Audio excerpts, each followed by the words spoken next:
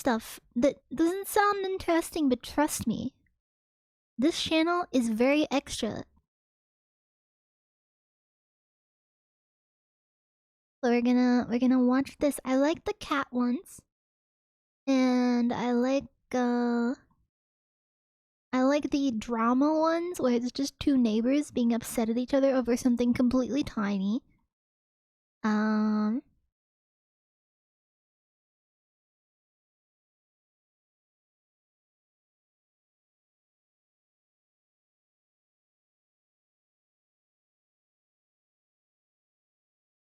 But I will say some of the latest ones are pretty bleak. But I'm spotting the good ones. Oh no, prawns are gonna go up in cost because of that. Probably. Not that I eat them often. Go on, where's the neighbors being upset?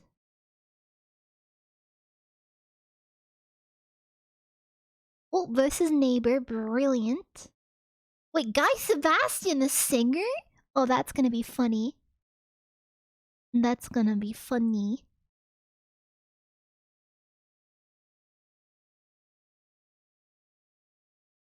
Okay, let's start with these ones, and we'll start with this one. It's a sad case of out with the old, in with the new. Also, they will consistently make puns throughout the entire video. It's great. This family's been running a bakery for decades on our most historic tourist strip. Now, they're not good enough for the prime real estate. Lease terminated.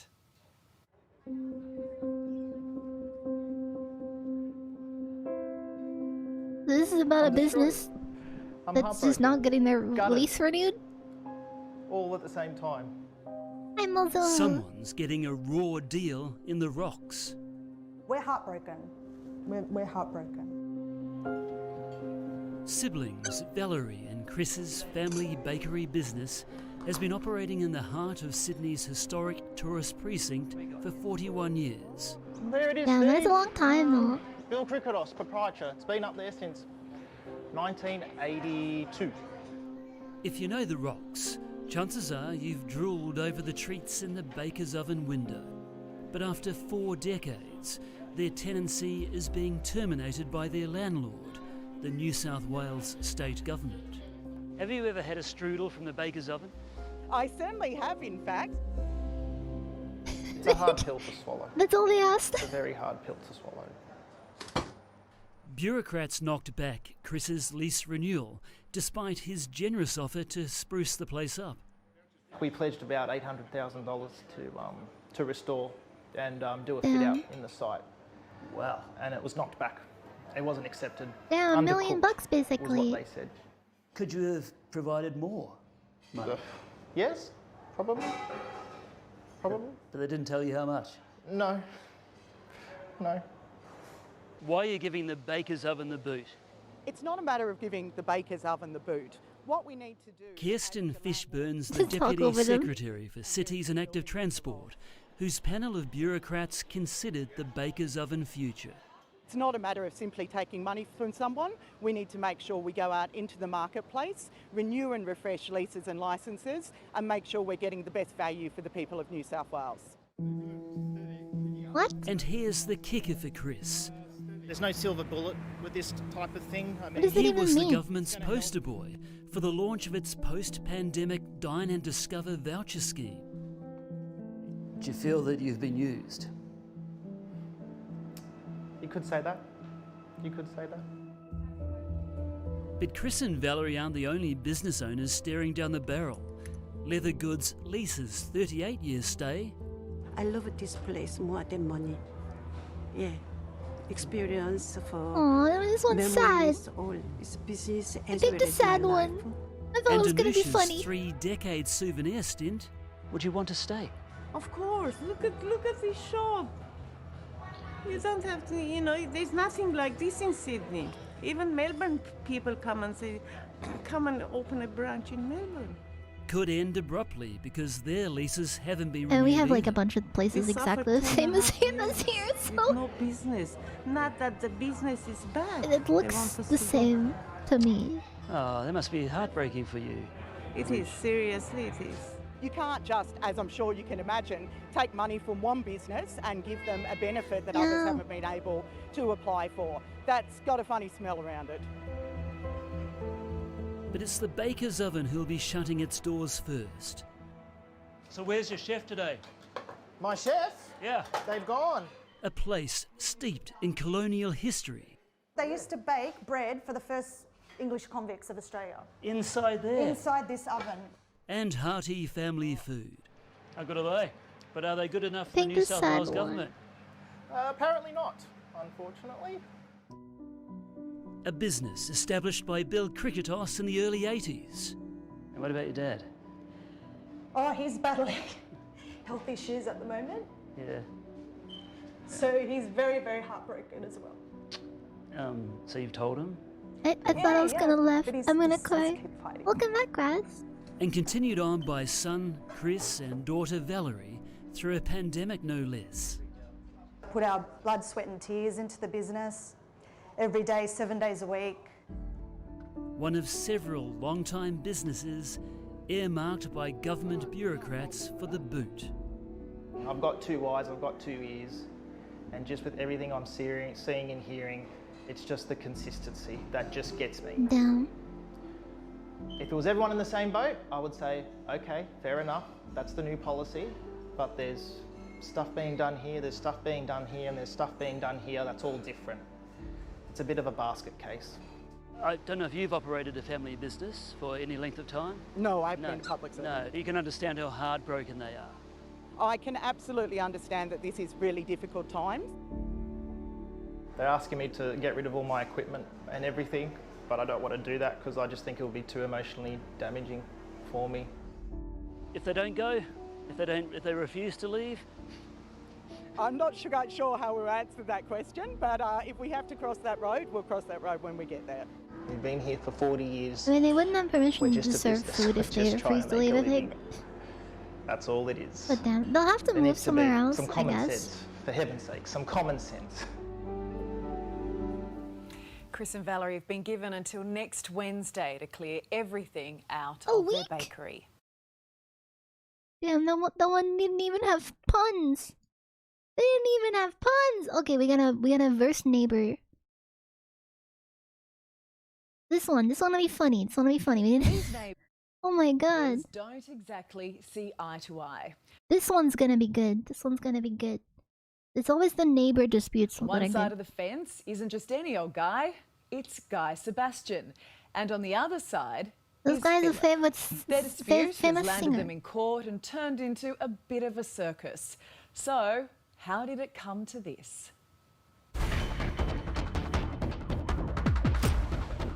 Oh my god.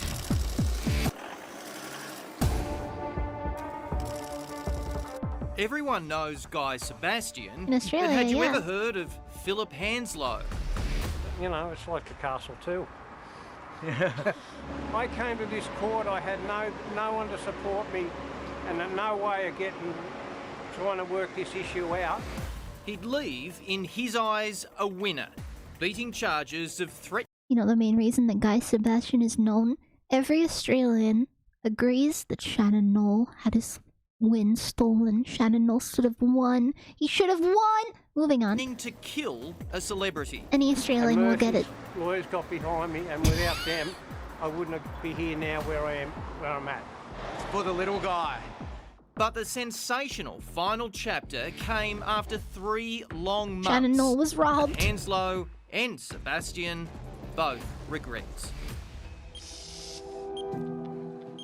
How is your health now? I'm dying. You Oh. know, I'm terminally ill. I've lost a lot of weight, especially with all this going on. In between trips to hospital, Philip and his wife Carol dragged themselves out of their home Okay, it's not far yet now. and headed to court. Carol might only have months to live, but she wanted to support Philip, her husband of more than 30 years. Aw. Phillips picked a fight with a pop star. He doesn't like me and I don't like him. His head's turned this big. Guy Sebastian says he's been scarred by his 65-year-old next-door neighbour.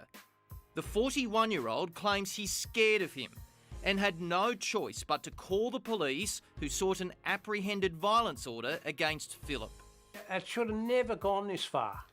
It's the one thing Philip and Guy agree on. I mean, there was something that was alleged yesterday, there's stuff in the paper today which is just completely fabricated, and I think when it comes to do with safety and my family, like I travel for work, and it's something that I had to address. And Sebastian admitting it descended into a circus. No one's above the law. Lawyer Brian Wrench came to Phil's aid for free. He labelled Guy the bad guy in court and demanded he cough up footage of the fight or take the stand. If it does, it'll probably show the brick over the top of my head. just completely fabricated. Unproven allegations came from both camps. Guy even sent his own lawyer. There was never any footage of this incident. The cops called into court to explain why. There's a lot that has been said. I don't actually know where to start. Let's try. What happened boils down to the bricks which separate Sebastian's huge home, dubbed the Fortress, and Carol and Phil's modest house at Maroubra in Sydney's southeast. Phil alleges... I was just cleaning the bricks and Guy Sebastian came and approached me and asked me, "What are you doing?" I said, "What do you mean, what am I doing?" And he said, "Well, it's a pretty simple question." I said, "Cleaning bricks." He said, "Well, you've damaged my render." Police facts claim it escalated rapidly. The police say you said to Guy Sebastian words to the effect of, "I'll smash you." That was not said at all. I have diverticulitis, herniated discs in my back, sciatica. I don't think he's doing any smashing, wrist, no offense. my meniscus knees are gone, I need knee replacements, and I've got fibromyalgia, which is constant nerve pain and brain fog. Now, why would I say that to a fit 40-year-old person who I would have no chance against? It sounded like Guy's just being a diva. I'm going to put a bullet in your head. Wait, for what? I said to him, we don't have guns. It's a wonder someone hasn't put a bullet in your head. We approached Guy for comment multiple times. I've got one of those neighbours, and I don't like Guy Sebastian, he's a bit filthy at everyone. This is him on radio in 2018. This over-the-fence feud really started long ago. The latest incident on January 23 came after construction of Sebastian's dream home shut down the street. Council and work cover were called to investigate the 3-year build, and Phil claims a beam crashed into his house. It would have been heavy, weighed about 100 kilo, it would have been freaking heavy enough to have killed her in the condition she's in. The last time we talked, we had a massive blow-up. So I've knocked on his door. I'm like, mate, what have I got to do, mate? We're going to live next to each other. Like, let's just, bygones be bygones. Here's my number. Any issues, just give me a buzz. But like parking the crane in and stuff, mate, it's just immature. Like, let's just move on and be harmony. I'll fix your fence for free. You don't have to do anything. Like, blah, blah, blah. Meanwhile, I'm talking, his dog comes up and bites me twice. And then it ended up here. Thank you for letting me dedicate this fragrance to you. But as Guy Sebastian tried to sell his new perfume, Embrace, the court heard he'd also embraced a police proposal to bring this fight to an end. They brought it in just to make a joke. Unexpectedly, it ended. Are you happy it's all over? No comment. Why this about face from Guy Sebastian? I'm feeling very well because all charges have been dismissed, and if it wasn't for Murphy's lawyers, he'd probably in a cell somewhere. Phil left court agreeing to keep the peace, and AVO should guarantee that. He's even fixed the fence with a bag of render, but for now he won't return to his home next to Guy, and either will Carol. I'm just an old man who's sick, looking after another sick person. I could have been happy there now, but I'm too scared to stay there. to go back there, so I've had to come in here. I just want to live my life peacefully now. Madge? I don't need this drama. Man, that was a little emotional too. It's the mystery loan that suddenly appeared in Ashley and Cameron's account. Both say they didn't apply for it and both say they don't want it. So it begs the question, how on earth did it get there in the first place? It's the deposit you dream of. You wake up in the morning, you check your bank account, and suddenly you're thousands of dollars richer. Sweet, yeah? No, anything but Well, sweet, until you mate. have to pay it Anything back. but. I looked at my phone and I'm like, what the hell is that? That is a personal loan that Cameron is adamant he didn't apply for. The loan Wait, his I don't think fiancée you can Ash apply is for a personal equally loan under adamant under she didn't 5k apply with for. Combank. I So, thought not. who did? I remember looking into banks Someone ages ago. dishonest. Because that's like one of the biggest banks in Australia. It's the personal loan that's become very personal. The couple who says their own bank is having a lend of them. Now, it's war. And we are going to battle till it's resolved. This is the bank that says, Let's never stop imagining all the ways we can. but Cam and Ash claim the bank Yeah, they imagined can't all the ways we or can won't. give you a loan you didn't ask for. Just not on. I just don't understand how a company that we've trusted our whole lives, such as the Commonwealth Bank, can be doing this, you know, to a young couple like us. Cam, a builder, and Ash, a school teacher, want the loan removed from their credit history, but the bank is refusing because it claims there's no evidence of fraud. Cam and Ash are even making payments on the loan they say they didn't apply for. I'm still having trouble coming to grips with the fact that you are paying off a loan that you say you didn't take out. Yep. Why would you do that? Well, we have to because, according to the Commonwealth Bank, it's our loan, and if we don't pay it, then that'll reflect on our credit rating. So we've got to keep paying this loan that we didn't take. Read this document from CommBank and you'll understand the couple's distress and confusion. We have reasonable basis Wait, to believe that 4,000. you have been involved in a scam. In the same document, What? this. We find that you are liable for any outstanding amounts. Then this, a few paragraphs later. We appreciate you may be going through a difficult time. Being a victim of a scam can be both emotionally and financially distressing. What do you mean, Beef? The way we've been treated. And the fact that they just will not remove it off our credit report. Particularly when we've taken all the right actions, and it seems like this is a mistake on their behalf, and we're the ones that are suffering from it. The morning Cam discovered the personal loan, applied for and granted online, he went straight to his CommBank branch in Mill Park, Melbourne. Now, It looks Cameron, a bit like you Tony came here, Stark. It kind of and on does, your phone You had actually. your banking details It's up, didn't Tony, you? Tony Stark's distant Australian and child. You say you were being hacked when you were looking Did at it send back the full Yes, I was amount? with the branch manager.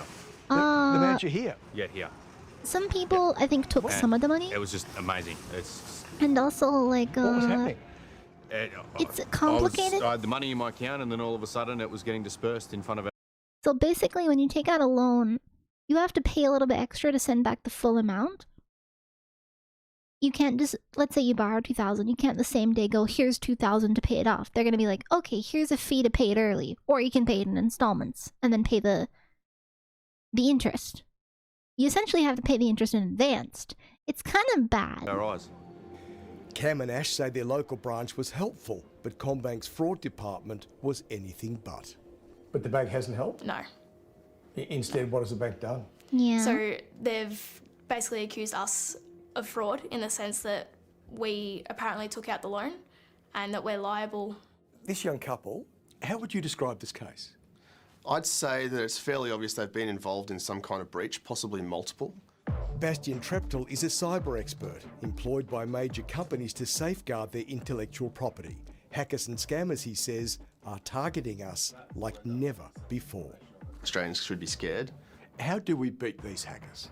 In Australia, we need to wake up as a culture that this is actually affecting us. Something like 1 in 3 Australians are part of a breach, and most Australians aren't doing anything about it. Most Australians are still using the same password everywhere. That's got to change. Bastian is a former hacker and knows firsthand how the crooks work. What you're about to hear is frightening. We actually went and met one of these organisations in Southeast Asia, and they were set up amazingly. 4-storey building, 180 staff, set up with Australian-trained psychologists that had gone to university here in Australia. They're well-funded, they're diverse, You get a lot of money patient, from it. and they are smart. In Cam and Ash's case, if there's a They loan, usually go for there people must in America be a as well. loan application. The couple claimed they asked the bank if they could see it, and they were told... They said I need a subpoena. You need a subpoena? Yeah. They wouldn't just show it to you? No. To stop all the trouble? No. So what do you think of that? If I applied for the loan, then I should be able to see the application. What? Cam and Ash want a clean loan history because they're about to refinance their new home build. Every dollar counts. It's our dream home and we just want to start our life here. Oh, rough timing. What are your Welcome top back, 3 Leah. tips for viewers at home? Welcome back, welcome back. First of all, get 2-factor authentication set up Subpoena on for their own everything. data, exactly. Second of all, make sure your passwords are complex and individualized. And third, I would say update everything you own. Hackers are looking for that easy way in. Is the easy way in your TV? Is it your phone? Is it your laptop? Is it your work? Is it your Wi-Fi? Update all those things to make it harder for a hacker. So what would you say to the Commonwealth Bank, the pair of you? Watch how you treat people. Like, we're humans. We fight every day to earn our money That's to crazy, live. though. In a blink of an eye, something like this can happen and it was out of our control. We took all the right actions and yet we still haven't been given a fair outcome at all. Well, Commonwealth Bank told us it encourages all customers to remain vigilant and says it's implementing new scam detection to protect customers. Ashley and Cameron have lodged a complaint with the Australian Financial Complaints What I don't Authority. understand is I took out a loan to get my first computer, like my first desktop PC. With one of the first jobs that I took at like 18, 19, I was renting. I couldn't actually afford to buy a computer to use. And so I took out a small loan to buy a computer. I had to go in person and sign and do a lot of paperwork in person because they refused to do it online. Now, needless to say, this was a long time ago now. So the fact that you did it all digitally is a little scary. But like, you at least have to still sign in person, which I find is very strange that they didn't do that. Because they would just have to see the signature and be like, the signature is forged. Right? I don't know, it's very strange. Also, fun fact, that was the computer I was using before this one. That was the subathon computer. That computer had a very long life. I want to look through Tama. Oh, goodbye, Tama.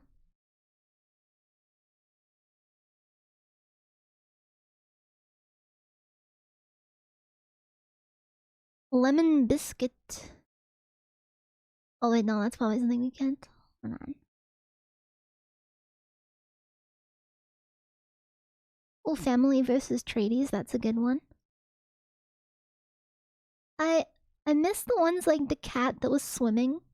That's a good one.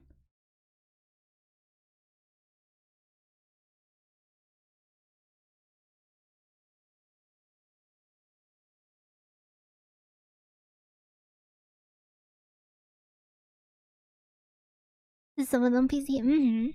It did a hard job. And I was using that computer for a lot of years, like completely past the time it should have been used. But it was good.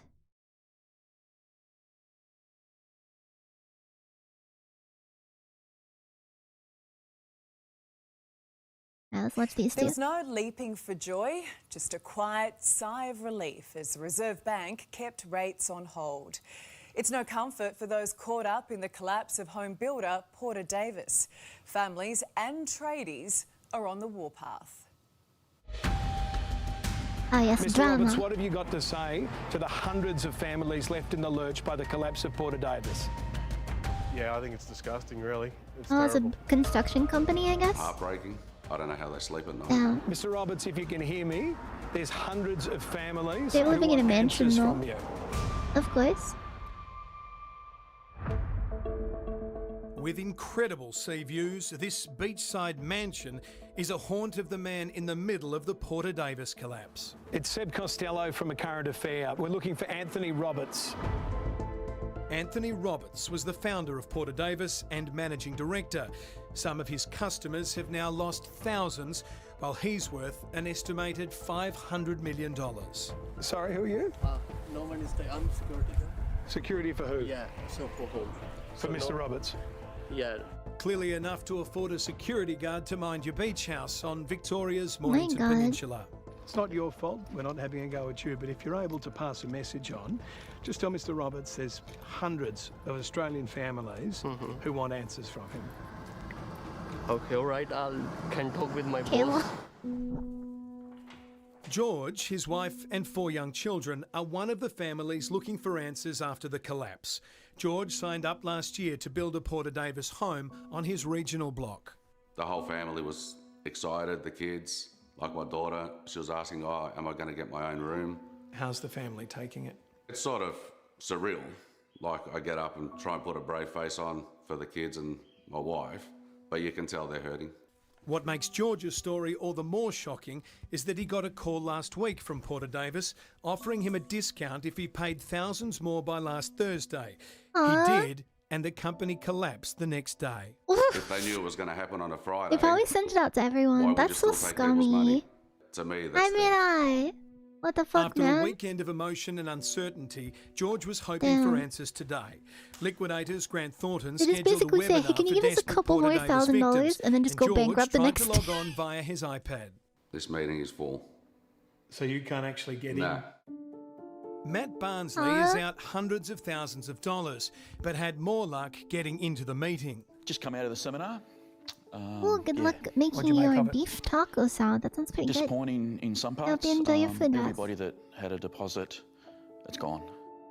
Most victims have loans or mortgages related to their unfinished home, so many feared an interest rate rise today would add to the pain. The Reserve Bank left things on hold, but that's cold comfort for tradies and suppliers owed huge amounts on Porter Davis related work. As a rough estimate, probably sort of, Yeah, this affects a lot of people. People waiting to build the home, people who are hired to build a home. Wayne Spayers from Crown Cabinetry has been working with Porter Davis for 5 years. He's lost 60% of his business. So we do all the cabinetry, so kitchens, bathrooms, laundries, all that side of things. We've had to put off some staff already, as we've obviously lost a major part of our work. Assad is the little guy, a self-employed renderer who's worked on 50 Porter Davis homes that he's waiting to be paid for. So, Assad, the Porter Davis Oh, he's already collapse done the work and has he hasn't left you gotten paid. owed how much money? Look, minimum 150 grand. 150,000. Yeah. The Afghan-born father of 2 has been dealing with restless evenings. Believe me or not, I couldn't That's sleep so in the much last money. couple That's of like nights. years worth of work. Couldn't sleep. Well, it's too much stress. All my workers, friends, and they left me, you know. Industry sources say the Porter Davis business model ran on 10% margins that they took at the slab stage. So if the build cost $800,000, Porter Davis would charge $880,000. When it came to the slab pour process, if that cost $80,000, Porter Davis would charge $160,000 and pocket the difference. What that means, if that was the business model, is that Porter Davis literally had no financial incentive to finish the homes after the slab was poured. The same sources say the company was pouring as many slabs as possible, chasing that quick payday. 2 years ago, Anthony Roberts boasted on a podcast of how well he treated his clients. We've got to be a successful, viable business to make sure everyone gets paid. You know, we've been customer first and we've been customer centric. Felix and Julie don't feel like they've been put first. We have no support from anywhere, actually. Supplies like bricks and Colorbond has been taken from their unfinished Porter Davis home, possibly by unpaid tradies. There's still some questions as to who owns what in terms of materials on the abandoned Porter Davis sites. But after work stopped at 9 a.m. on Friday, some families have had to face the additional heartbreak of blatant vandalism. These smashed windows just another cost for those trying to build Porter Davis homes here in Melbourne's northwest. Felix and Julie have called in Damien from MySpy to install solar-powered security cameras at their They're site. gonna pay for all that as well. Signs and flashing lights built in. And what sort of uptick in business have you seen since the Porter Davis collapse? Yeah, it's already picked up quite a lot in the last At least week there's or so. one We've had quite person a few getting more inquiries. money out of Felix it. and Julie were heading Security on holiday guy. tomorrow for Julie's 50th birthday. Oh, no. That's now unlikely to happen. We were looking for Anthony Roberts today, the managing director of Porter Davis. If he was here right now, what would you say to him? To please complete the project what they started. Those poor people. Oh, that was a quick cutoff. Alright, I know what we're gonna do. We're gonna sort by popular, because that's how you get all the good ones. That's what we were watching like last time.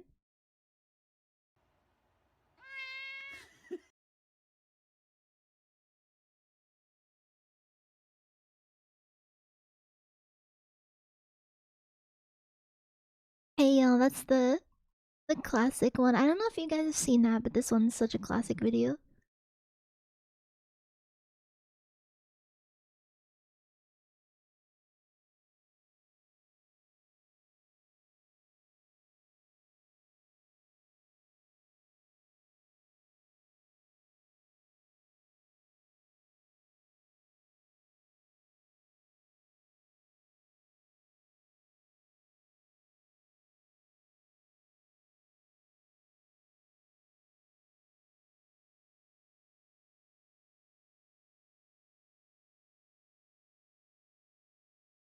Damn, this channel's old. They got stuff from like 10 years ago. Then again, my YouTube channel is 10 years old. What am I saying? No, I'm old. Oh man. Okay, I didn't need that.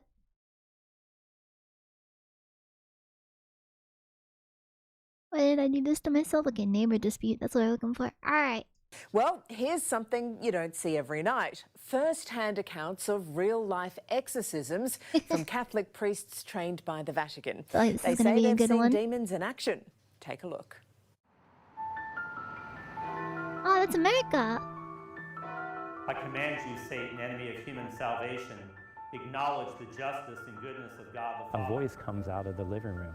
Get out. Who by his righteous judgment condemned through pride and envy. His back starts to arch and he's like, Depart from the servant of God. The Lord is made in his own image. so he picks up the book and that baby voice again. He goes, I read this book. Many will dismiss the idea of the devil taking possession of a person.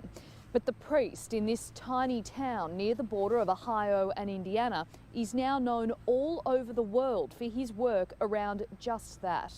He never even wanted to become an exorcist and says what he's seen isn't far off the movies. When I saw a person levitate during an exorcism during my training in Rome, you know, I think I was sitting there with my jaw wide open. In the face of the enemy. Let the enemy have no power over. Famous scenes portray pretty extreme manifestations of the devil. Father, Jesus Christ. But this vision claims to capture the authentic exorcism of a woman who'd suffered abuse before turning to drugs and prostitution. So when an exorcism is performed, They've probably the just got a exorcist mental is in condition. charge of the scene, and nobody should interject or do anything. When I was appointed in 2005, I became one of only I feel like about they would 12 need a officially doctor, appointed not. exorcists in the United States. Oh, Father no. Vincent Lampert is one of America's few Vatican-trained exorcists, living there for 3 months to learn how it's done. So during my time in Rome, I sat in on 40 exorcisms and was able to learn firsthand again the church's ministry to those up against the demonic. His stories of witnessing the devil at work as a qualified exorcist are nothing short of haunting. As soon as I started praying, she lunged at me like a wild dog. She's like, Oh my God. I think I jumped back 5 feet. And this voice that came out of her mouth said, well, who's he? He has no power over us. That's what happened when he was trying to help a woman who'd become possessed at the hands of childhood trauma, raped by her father. And I went over and laid my hands on her head and started praying. And then the demon started laughing uncontrollably at me and says, you can't get rid of us. We've been here too long and you're not strong enough. So you remember the sound? That's what the voice sounded like? Oh yeah, usually the manifestation is always, you can't get rid of us. We've been here too long. Again, what it's the that voice sense is of wanting doing. to instill fear. Lampert uses various rituals. I including insufflation, a breathing prayer, which with one woman roused the devil in a frightening way. The chair flew back and hit the side of the altar. The person flew up out of the chair, and you heard a shriek, scream. I mean, hearing that happen and visualising that happen, the cynic in me says, I can't imagine that being a plausible thing to happen, for someone to fly off a chair and... I mean, I just breathe, and you would have thought that they were hit with a hurricane force wind. The chair just went back like that. And then the person, you hear this shriek as they come up out of the chair and then fall on the floor. So that 100%, that's what happened? That's absolutely. Listen, Australian people will always just be like, tells me he's I don't really receiving believe about you. 1,800 calls, emails and letters every year from people all over the world who believe they're possessed. More than half of I those, could be he says, possessed. Do you guys come think from I'm people possessed? who aren't I even could be Catholic possessed. I can make or some pretty weird religious at noises. all. When I was first appointed, I would get maybe 3 or 4 calls a week. Now I get like 35 calls a week. This massive spike in requests, he thinks, is due to religion diminishing around the world. Because faith is in decline. We're When people watching experience something in their like a lives that TV they show, can't like a really news show figure here. out, then it leads them to believe that maybe it's something evil or demonic. About an But it's not exorcist as in simple as America, believing Australian you're TV show about an possessed and exorcist in calling an America trained in exorcist. The Catholic Vatican Church has who thinks strict he's protocols seen and exorcisms. processes that priests must follow before deeming an exorcism to be appropriate. Exorcists are trained to be skeptics. I should be the last person to believe that a person is possessed. Every other possible explanation needs to be exhausted before I make that determination. The very Cat first woman step thinks of the she's a cat. protocol I would am be a for cat. the person to have some type of psychiatric evaluation. Those wanting help then have to answer a series of questions covering their psychological history and whether they've had addiction issues. They're also asked if they have had any experience or history of It's nice to engaging know, in the like, occult, witchcraft, black magic, magicians, I don't know. fortune tellers, crystals, This stuff is wizards, or actually game all like... boards. Other questions include, have you ever tried to communicate with spirits, demons, or Did the this devil form itself? exists to begin And with? do you truly Yes. want to be free Yes. of the evil influences you believe are presently affecting you? Will you do what must be done? Oh, there's evil influences, alright. I witnessed I chat. eyes rolling back of the Just head. kidding. I've seen eyes turn completely black, where there's just nothing there but like total darkness, foaming at the mouth. The Catholic Church doesn't allow filming of exorcisms to protect Yeah. the identity of those afflicted, but others not sanctioned by the Church have been. Exorcisms don't take place on a dead-end street at midnight in an abandoned house during a thunderstorm. you would normally do an exorcism. Father What do you Lambert mean they always don't? executes Scary the videos? No, exorcism not in really. a sacred space, like the church itself. So I would have the book, I would have a crucifix, would come in, and then immediately begin doing the prayer of the church. He'll then command the demon to By depart. his righteous judgment has damned your pride and envy. At that point in the exorcism, if you see that disturbing behaviour, what do you do to counteract that? I just continue, I stay focused on the prayer of the church, and I watch and observe everything that's taking place. And if certain parts of the ritual seem to be more effective than others, I just take a mental note of that. Since I have done exorcisms, I am an exorcist. Yeah, I was an 3.5 hours exorcist. That drive sounds cool. north, That's a cool name. Father Michael Maginot has conducted exorcisms on 15 different people, some needing more than one session. Kind of surprising that words would have an effect on, you know, a demon. I cast you out. But it does. They hate it. They can't stand the prayers. They can't stand being condemned. Be gone and stay far away from this creature of God. Father Maginot performed his most high-profile exorcism on a mother and her 3 children who lived in a home right here in the town of Gary, south of Chicago. After making headlines I as thought the that looked portal to Midwestern. hell, I went the to house was Chicago. demolished.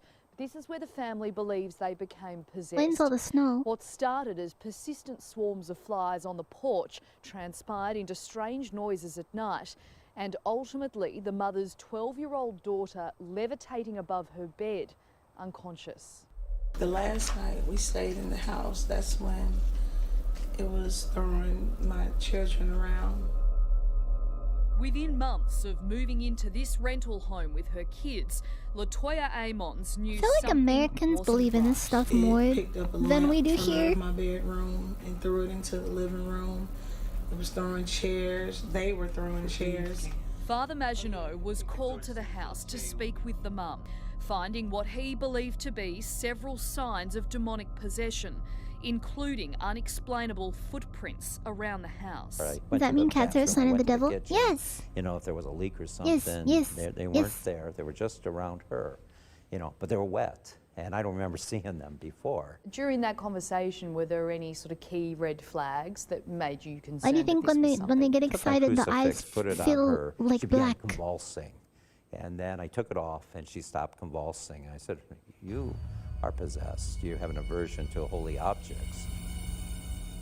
What's claimed to have happened here at the local hospital is disturbing and backed up by medical staff who say they witnessed it in this report. The 7-year-old son started making growling sounds while his eyes rolled back into his head. His older brother then walked up a wall backwards, flipping over his grandmother. The nurses were standing in the door and they bagged up saying, oh my God, oh my God. Whose room is this?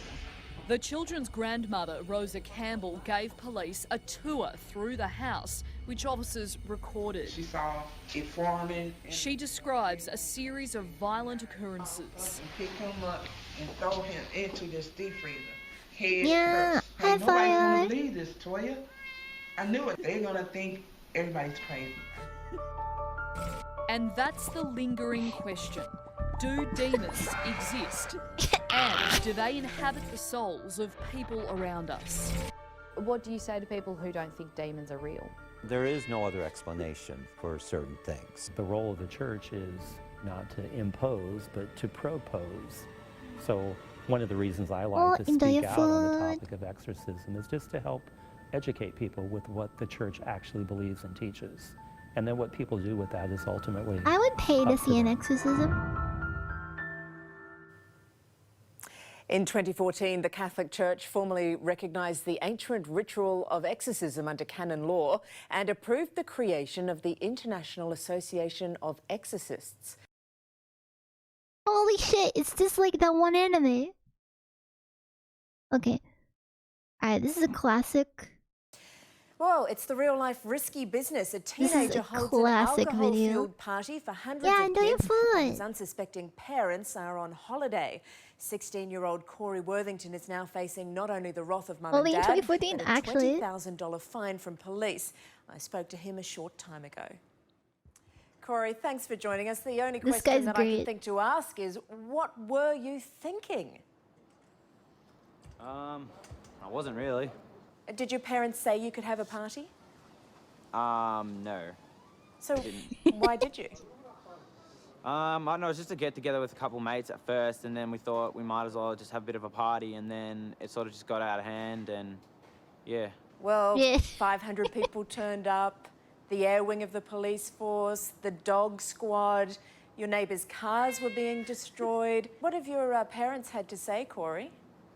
I haven't really talked to them because every time they call, I don't answer. Good. Because, yeah, they'll probably try to kill me. So that's a short-term strategy. You're going to have to talk to them eventually. What are you going to say?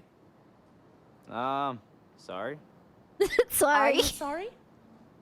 Yeah, I am. You don't sound very sorry. But I can't be exactly blamed for everything that happened because it wasn't in the house. It was out in the street, and I didn't do it. Like, the police said, you stay inside so you don't get in trouble, so I did what he said, so... Why don't you take this opportunity now to apologise to your parents and to your neighbours who have said today that they were frightened? Well, I've already offered to say sorry to them and stuff when I see them, so I will say sorry now for everything that happened. Why don't you take your glasses off so we can see you, and then apologise to your neighbours for frightening them? Nah, I'll leave these on. Nah, I like them. They might be fined $20,000. Are you going to try and pay that for them? Yeah, but I don't think it's fair they'll be fined it because what happened, it was my party, but It could have just been any random person walking in the street doing it. What happens all the time. Your parents were out of town. You put out the invitation. You started it. Why don't you make a grown-up decision now and accept responsibility, take off those glasses and apologise to everybody that you frightened, to the police who were forced to retreat and whose cars have been damaged, and to the community who've had He's to kind pay of a for bit of a this. celebrity in Take Australia off your glasses because of and this. apologise to us. I'll say sorry, but I'm not taking off my glasses. Why not? Because they're famous. Because your glasses are famous. Yes. Yeah. Yep. Why are your glasses famous? I know, everyone likes them, so I know, I'm not taking them off. You're pretty happy with the way you look and the attitude you've got, are you? And honestly, I don't. Yeah, my parents aren't, but I am. Okay, Corey, we've got to wrap this up, but what would you say to other kids who were thinking of partying when their parents are out of town? Get me to do it for you. Get you to do it for you. Not don't do it. I felt a hell of a Get me party. to do it for you. Best party ever so far. That's what everyone's been saying, so... Well, we've got to go, but I suggest you go away and take a good, long, hard look at yourself. Best party ever. I have. Everyone has. They love it. They love it. Corey Worthington. I think there's one other video of this guy where they were just like, do you regret it? And he was like, oh no, it was sick. It was sick, best day of my life. Fucking legend. It's Judgment Day for the couple who hid a This is real? slave Yeah. in their home. This is for Australian 8 news, years. mate. It was the first domestic slavery case of its Bro, kind in Kaido, he stared at himself in the mirror and he was just like, nice. Australia. And tonight, never before seen footage from inside the house where the grandmother was held captive. Are you Australia's most wicked couple? It's funny though, that guy's like 16. Almost a decade. The state of the He was a victim teenager. at her very worst when she was hospitalised is pretty extreme. And the dogged detective That's work the that same brought them down. This is probably one of the worst ones that we've seen. Mount Waverley in suburban Melbourne, a family home harbouring a ghastly secret. A convicted slave owner. One of her alleged captors. This sad story begins in 2007 when IT worker Kandasamy Kannan and wife Kumathini travel to India and bring back a housekeeper we won't identify. It's the third time she's worked for the Kannans, who have 3 special needs kids. The woman can't speak English, and when she overstays her visa, she effectively becomes a prisoner. A number of her freedoms were removed, so that included having her passport taken away from her. Yeah, it's a That dead face club. What's the not vape having for? access to very much money. Police footage obtained by Current Affair paints a picture of how the You'd woman probably lived walk for up to the 8 cops years. under Some 18 and food be like, staples "Yeah, by can you an buy me some unkept booze?" bed and an iron in the corner. Or you got sick. Police say she's paid a suspected $3.39 a day, and when her family ask for her to be sent home, Mrs. Kannan responds, You. Ask her to go f herself. It shows a distinct lack of empathy for submitting somebody to this. In 2015, The best the victim collapses. Honestly. Mrs. Kannan leaves for a piano recital, and 4 hours later, the 40-kilogram slave's still on the bathroom floor in a puddle of urine and with a temperature of 28 degrees. The courts have described her state as emaciated. We know that she had wildly untreated diabetes. Panicked, the Kannans call an ambulance. The grandmother's rushed to hospital suffering sepsis. Around the same time, her family back in India contact Australian authorities, and when questioned, the Kannans claim Wait a they minute. I haven't had to seen read the their book. maid in years. Later, their lawyer tells police she's actually right Honestly, here, fishing. checked in under a fake name. Detective Superintendent Jane Crossling heads up the AFP's Victorian Human Exploitation Team. It's really tough on the teams that investigate this, and we have, teams investigating these sorts of allegations right around the country. In hours of police interviews, the victim tells a harrowing account through an interpreter. Could not shower often because they thought that I have to wasting do water. AM. Damn, The make sure you grandmother get some claims sleep. she was forced Whatever to you need work to. 23 hours a day, tortured and beaten with a frozen chicken. Tea. She will throw it on me. Frozen chicken. Hot water when it's bubbling. She will put it on my leg. Accusations the Kanans deny and claims it weren't relevant to the jury, who found the couple guilty of possessing a slave. And to make claims that the victim in this situation was part of the household, to us seems like a very wild statement. The way that she was treated is far from being a valued member of the household. Mr. Cannon, Sam Cucciara, A Current Affair. Anything to say to the woman that you kept can unlock captive, some of the sir? emotes with points. What type of human being holds another person as a slave, sir? What sort of example are you setting for your kids? Why won't you even say sorry, sir?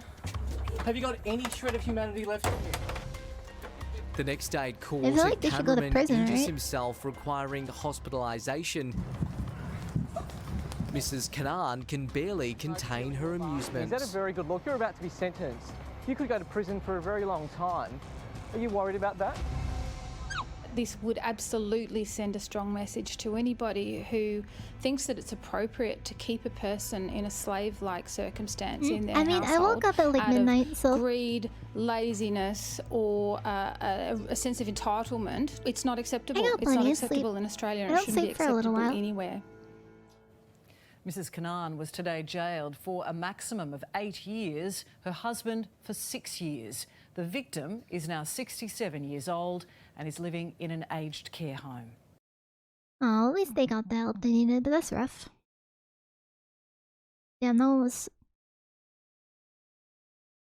spooky. Welcome back after a passenger's unprovoked attack. They took them out of their country to make sure that they couldn't like do anything about it as well. Trip from hell. I was thinking I'm going to die.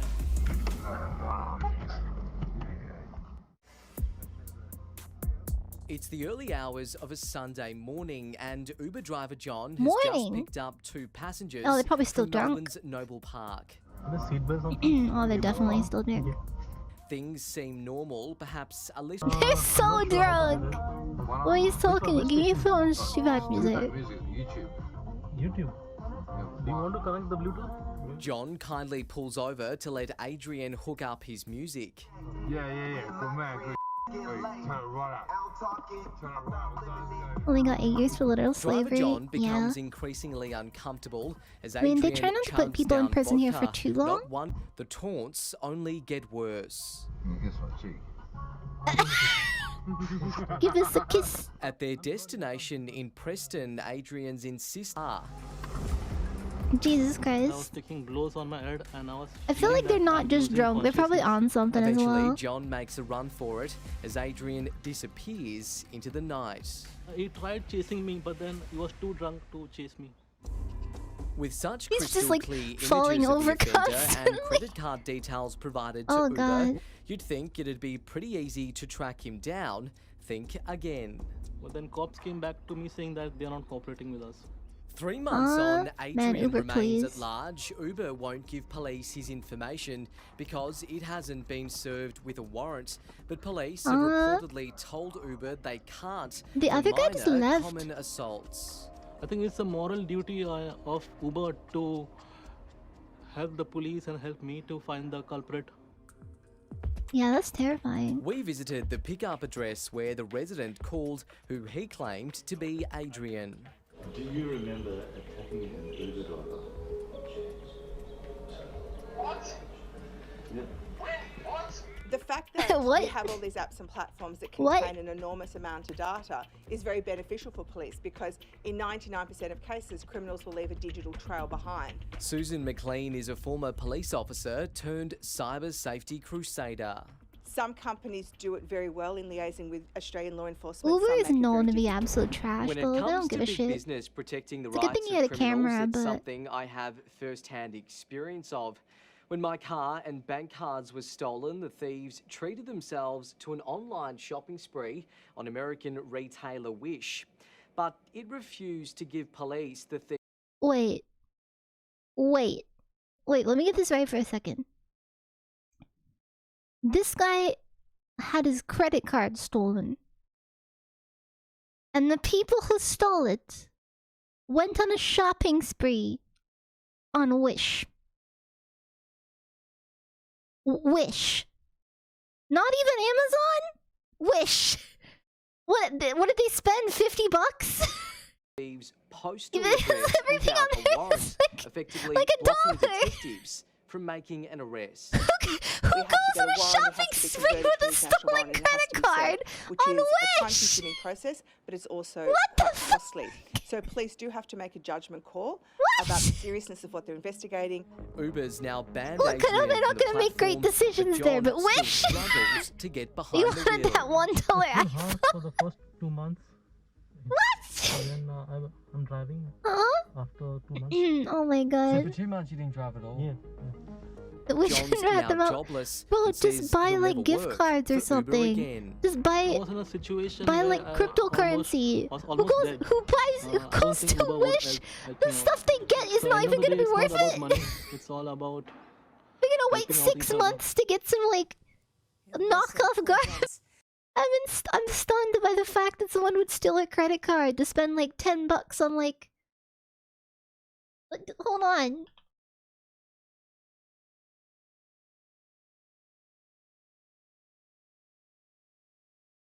Wait, 1 second. They went on Wish to buy like.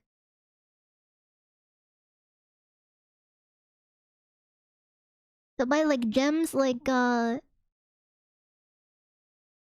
look how much money you could spend. $2. Lights.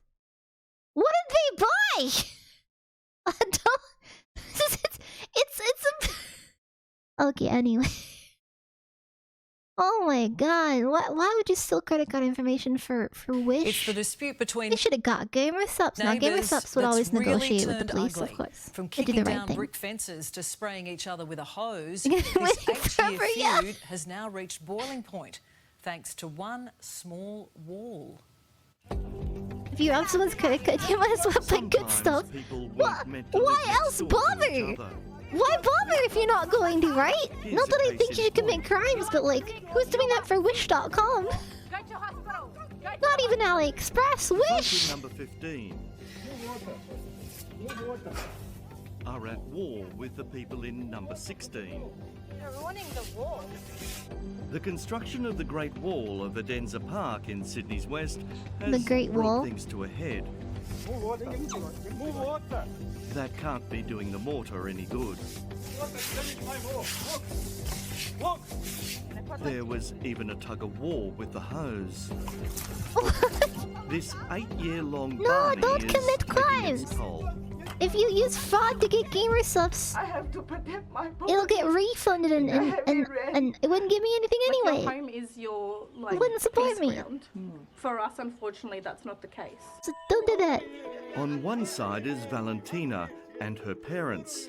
Don't pass in my land. Don't pass in my land. On the other is Connie and her husband. This is our side. 27 years ago, she says, it was much quieter. Well, we didn't have videos on our phones then. Night and day, they film more hours than a Hollywood blockbuster. You're It's going on stressing my dog TikTok. out. Move away from the fence. But it was the construction of this wall that's tipped everyone over the edge. The flow path must not be obstructed by landscape. The flow path must not be obstructed. Is that what the council says? The policy says Yes. that must not be obstructed by curbing, fencing, retaining wall. Wall aside, there's a bigger issue at play here. She thinks that our house is supposed to collect all of her rainwater. Our never-ending East Coast rain is playing havoc on our properties. Case in point here. Surface water is pouring onto the land of Valentina and her parents. Our flooding more serious than yours. It's also flooding Connie's place. All of this isn't stormwater, but surface water, says Connie. The water from sky. From the sky. Yeah. And Connie wants to show me. This isn't my umbrella, by the way, it's hers. It's all to do with Necessary the information. fall of the land. Oh, don't worry, don't worry. I wouldn't have a purple umbrella. This is theirs. I'm living here, they live here, there are other houses living there, they all flow down. An upset Connie says she accepts the higher neighbours are sending their surface water to her, and all of it, including hers, falls to the next property, number 16. So the roof water. Go to the east in the back. So that's not going down No, here. no, This no, is no. only surface water. Yeah, this is what I'm trying to say. It's surface water from the sky. But when she purposely blocks her drains, that means her water has nowhere else to go. Valentina tells a different story. Have you had Well, these water are in always your garage? extra, yeah. Yes, we have. So she and her parents came up with a solution. To add drainage across the driveway, and she refuses. She doesn't allow it. Connie says she can't build on the right-of-way. Everything. I was very upset. They treat me like this way. So when the Great Wall began construction, it was the final straw, You change the water course. resulting in that commotion. This is all of a sudden Turned water. ugly. It's not like the water is causing Tradie in damage. the middle of this had the patience of a saint. You are sick. You are sick. Go to hospital. Go to the hospital. Are you going to pay for that? You're going to pay for that? Every day you drink trouble here. You buy. Yeah, call police. Please call police. They know the address well. Why are they so entertaining? Australian news is funny. This was when number 16 put down sandbags. I think to I'll stop the rewatch my flow. favorite one for you guys that didn't see it earlier. You're unreasonable. Do not breach the peace, or you will be arrested for breach of the peace. Like there's sandbags everywhere over submarine water. Help me. I'm filming her for filming us. They're What's the filming problem? You, you're filming them. Yeah, because I have to. Otherwise, they Yeah, attack swimming me. cat I have one. no That's my proof they favorite. attack me. Yeah. Did you know they're putting their videos on social media? I don't know because I never use social media. I don't know how to use social They've got a bigger media. audience on theirs. Oh really? I didn't even know how to make email. Valentina's millions of TikTok views have, of course, brought on the parodies. Oh, I'm getting all of this on camera. You expect to hear from my lawyer. I don't know how to make email, how to use social media. That's okay. You're very rude. You're Do they create new ones? Yeah, Connie, exactly. We'll go now, but let's hope the rain stops, eh? Yeah, I feel bad for them. We want sunshine, happiness. But Oh, there's I'm over not some sure water that just would have will ever gone happen. past. Don't record my property. You are recording my property. I try to talk to you very peacefully, but you always use the rude words to us. Enough now. Like, were all the Dear, well, sandbags the really neighbours necessary? are now taking the issue to the tribunal, and we wish the authorities all the best in hearing their grievances. Damn. Alright, yeah, we're gonna watch the swimming cat one. It's my favorite one. It's a good video. Think by the hydrate. Gus the cat and his owner Glenn have This is every the best man one. and his dog up in arms. You see, Gus, the cat, entered the dog swimming race and gave the canines a run for their money. And now I love this everyone's story so fighting much. like, well, cats and dogs. I love is Gus. a cat of many talents. He likes to I love mountain Gus. bike. So fucking Oh, good. He's saying hello. Best cat. And to kayak and stand-up paddleboard. Sorry, But he Tama. really loves swimming. But look at him! Look at him! Here on Sydney's northern beaches, the claws are out over a swimming cat who wants to compete in a dog race. So what is the problem with this floating feline taking on his foes? What's your thought about Gus the cat swimming? Stupid. Not a fan? Well, it's a dog race. Why would you bring a cat to a dog race? Well, he said he won't be doing there's it this no year 'cause he's cat worried about the race. safety of his cat. We've had discrimination against all sorts of groups throughout the ages. And Leave Gus now, alone! it's local Tama. yobbos versus a We're little watching cat. Gus. Oh, Tom, I didn't mean it. You're the best. I'm sorry. The Tonkinese loves swimming, with his owner, political strategist Glenn Drury. I did a lot of research. I wanted a cat that was. What do you mean dog-like, best cat? an intelligent Him cat, right a cat here. that liked water. I could swim like Only that too another if you let me So out. These Tonkinese cats are quite hyperallergenic, Meow. and I'm not allergic to this guy. He's been swimming since he was Oh, about 11 weeks Tama, old. don't go, It's not baby a problem. He boy. Oh. swims with me, he kayaks with me, and stand-up paddleboard. We treat him like he's just part of our lifestyle. So in 2019, Glenn decided to enter Gus into the Scotland Island dog race.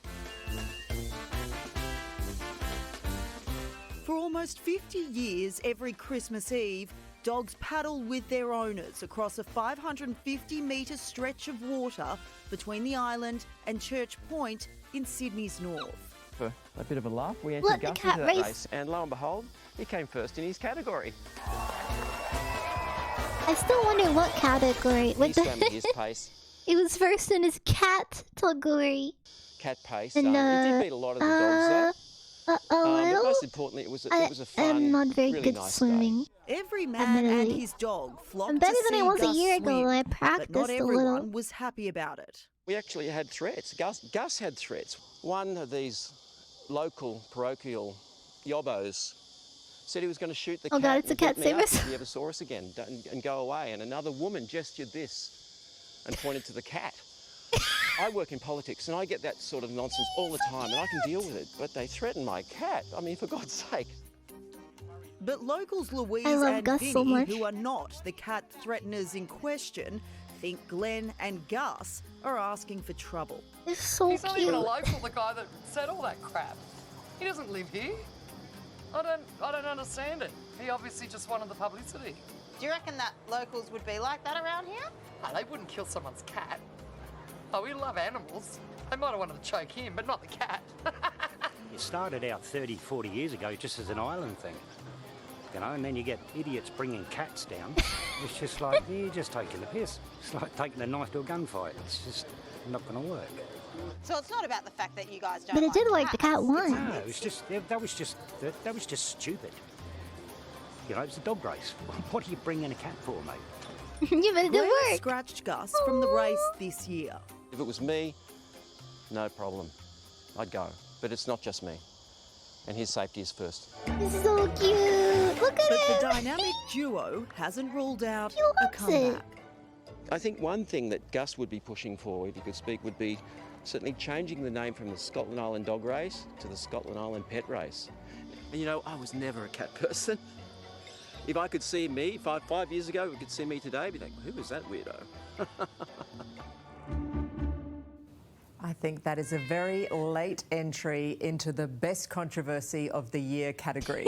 Let us know what you think of it. Such a good story.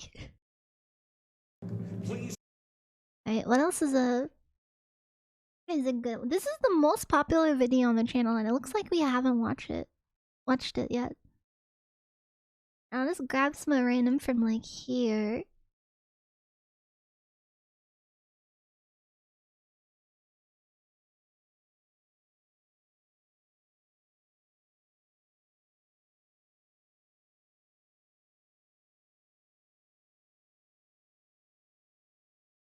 Oh, this is gonna be a good one. KFC slaps billboard on rival chicken shop. Only the most thrilling and important news here. KFC can go kick the bucket. Jim Halley is one unhappy rooster. He woke up to see the Colonel's smiling face, telling his customers where to go. KFC think it's a great way to pluck our customers? I don't think so. Get off my wall, Colonel. Just get off my wall. Oh, it's an interesting placement. Yeah, it's just disrespectful to Wait, what was that noise? Simple. Oh, it's an interesting. Wall, Colonel. Just get off my wall. Simple. Oh, Why did he make that noise? it's an interesting.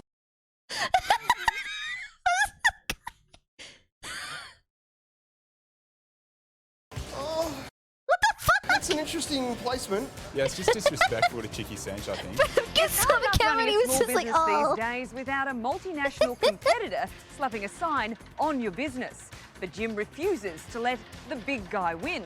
Let the feathers fly, let the chicken wars begin. I don't know why they spend so much money putting a sign on that board. Well, they're not going to sell our customers. It's on. It's on. Go Chicken Central.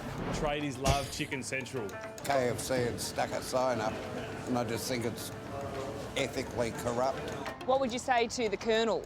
I would tell him to take this right down. I mean, the sign was Jim's for love sale, affair bro. with chicken started 10 years ago on his backyard barbecue.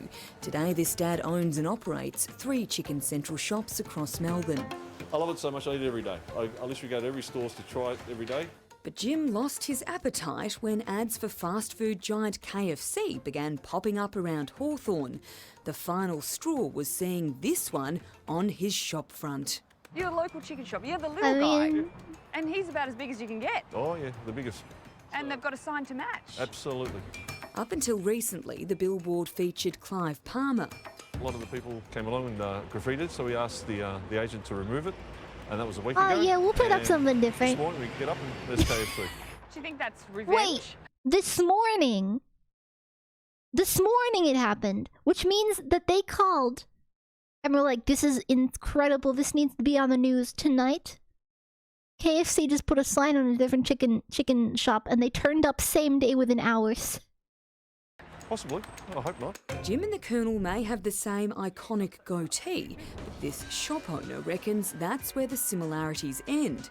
He claims his seasoning outdoes KFC's secret herbs and spices. If they're so secret about it, what are they hiding? One or natural They're herbs so and spices. secret about it, what are they hiding? How far do you travel to come here? Oh good, he didn't from mow him home, this time. Yeah, about 45 minutes. And how often would you come here? At least once a week. We get a lot of tradies coming in, so obviously a lot of This is not construction even works that around here. similar. Obviously they love our chicken. Do you think the sign There's like might no tempt crime them rate to the point they're 800 making metres this down the road? story. No, I don't think so. This I is just what the don't people understand care about. But KFC or any here, other brand that sells chicken or direct opposition to us would want to come and put their billboard on our building. And how could be allowed? It's important to know where your ads are being placed, and this is a big no-no in advertising. Swinburne University marketing professor Sean Sands. So it's not usually a brand like KFC that would choose where these boards actually go. It's typically the ad agency like JC that would make the decision about where these boards go. You don't mind if anyone that advertising company is just having a field day right now. Isn't it? It is, and our chicken tastes better than I wish I theirs, could so see KFC's response to this. They're probably like, we'll see. We're hoping to be removed Nailed very it. quickly. Alice Springs KFC wants a Michelin star. Wait, we gotta move to this one quickly. It can cost hundreds of dollars to eat at a Michelin-starred restaurant. At Sam's, it's about 10, but he thinks his chicken is so good it deserves a gong. He's flying from the Alice to Paris to plead his case. It was bloody unbelievable. It's just a KFC!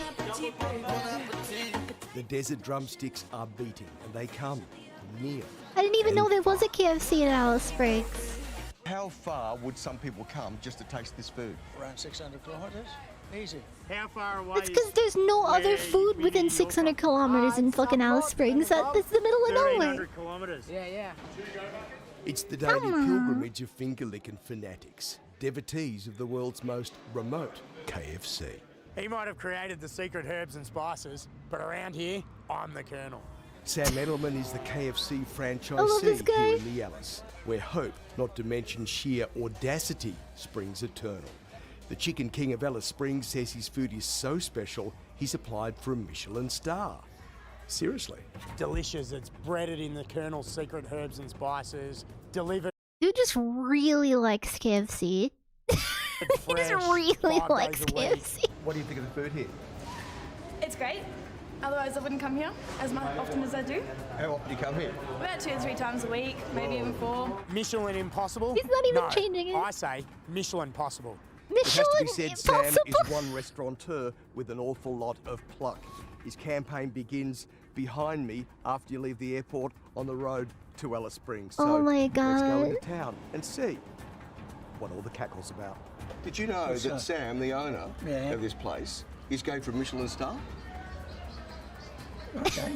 The guy's response is like, do you know he's just going for, this guy's going for a Michelin star, and the guy's like, okay. He knows this is a KFC, right? Going for a Michelin star?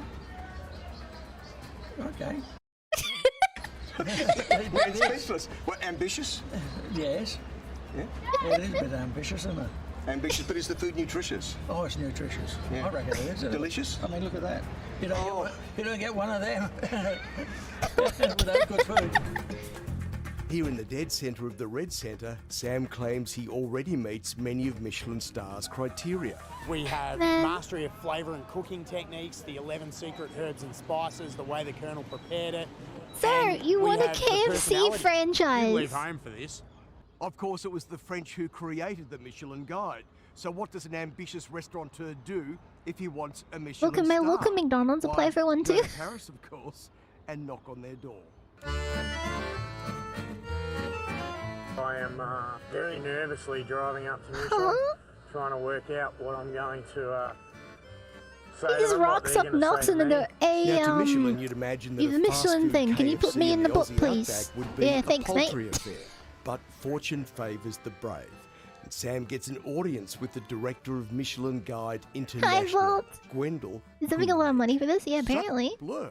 What if we were to Suck fly it. you to Alice Springs to come and try my Kentucky Fried Chicken? Oh, we will have to check whether it's manageable due to my agenda. Yeah. He's like, oh, I'm going to see Cordon about Bleu time. meets KFC. So if you come to Australia, what are my chances of getting a star? Frankly, I'm not sure you have a lot of chance for that. But the Chicken King of Alice Springs isn't finished. From the Eiffel Tower to the Arc, he takes his campaign to the streets. Most of them said that they really He's just liked walking KFC. around They offering laughed people at my KFC he probably thoughts of bought trying in to get a Michelin France. star for it. Sam couldn't work out Oh a way my to keep his God. Outback version of KFC hot, so he offers the locals, well, the local version. Bit of a lame duck, really. Do you think Kentucky Fried Chicken deserves a Michelin star? Honestly, no. Oh, honestly not. My goal was No. to get Michelin's Honestly, attention neither. through a local It's too campaign, oily. and it went viral, and that was more than I ever expected. You know, I did not expect to be standing here This is right wild. now. But it's amazing. Thank and you for the to have hydrate. then had that cause Michelin to respond to me, it's incredible. Did they say no? They didn't give me a straight no. They gave me it's very unlikely. So I suppose there's still a chance. I hope they go out there. Even if they say no, Back in Alice, give them Sam the gets a satisfaction of reception going up there and trying it. Is that an eel? But from street party to party pooper. What? Can I make a confession? What's that? I don't eat chicken. I've got a chicken phobia. Seriously, since I've been a little kid. That is They sent the guy who doesn't eat chicken to cover the story about the KFC going for a Michelin star. hilarious. So you I are love gonna this come and eat network. some They chicken did that here. on Why would purpose. Why would They you did come that and do on a story purpose chicken so they place can't prove him wrong. without trying the chicken? So why did this rooster with a chicken phobia accept the assignment? Let's just say Sam's story is impeccable. Marty doesn't This know it fucking yet, but he's guy. going to eat chicken today, whether he likes it or not. I will force feed him chicken. What about chefs who've got a Michelin star? Should they be offended by this in some way? I met little two bit. chefs while I was in Paris who have Michelin stars, and neither of them were insulted by this. They both thought the campaign I thought that was hilarious. funny. If a Michelin criteria was popularity, Sam's Chicken Palace in the Alice would starve. Every day his team sells more than 1,000 meals. 7,350 Alice Springs is in the middle meals a of week. the center of Almost Australia. It's where the 400,000 rock is. meals The a big year. rock. It's Australia's most That's where it profitable is. KFC. It's the middle of the desert. Good, mate. The time has come. I'm surprised there's a for, KFC at all. Face your phobia. Oh, So- mate, Sam, no. A couple of It's time chicken to face your tendies. Oh no! Maybe. Yeah, I'll grab one as well. Get into it. Cheers. I'll do the thing. Cheers. Cheers.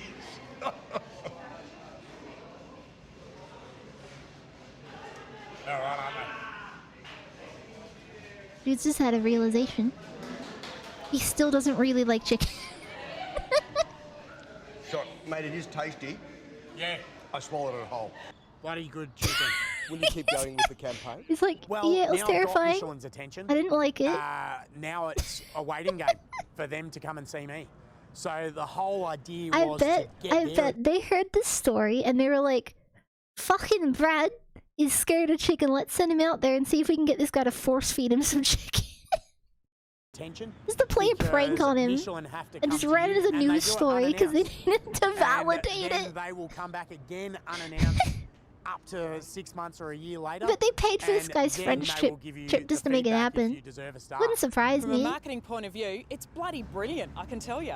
Dale McIver is the head of tourism in the Northern Territory. I reckon we had a little party for him here this morning to welcome him back from Paris. But if we pull this off, this town's absolutely going to go off. It'll be one party that everyone will want to come to. Bro, what do you mean go off? Do you know how you have to get to Alice Springs? Do you know the reason that people don't go there? It doesn't matter. Oh my god. You got your own bucket, James? Yeah. Did you eat a whole bucket? Wow. Yeah. It's usually I want the family feast. What do you think?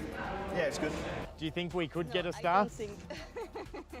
I went to Paris and ate Bro, snails. this- They can come here and eat my chicken.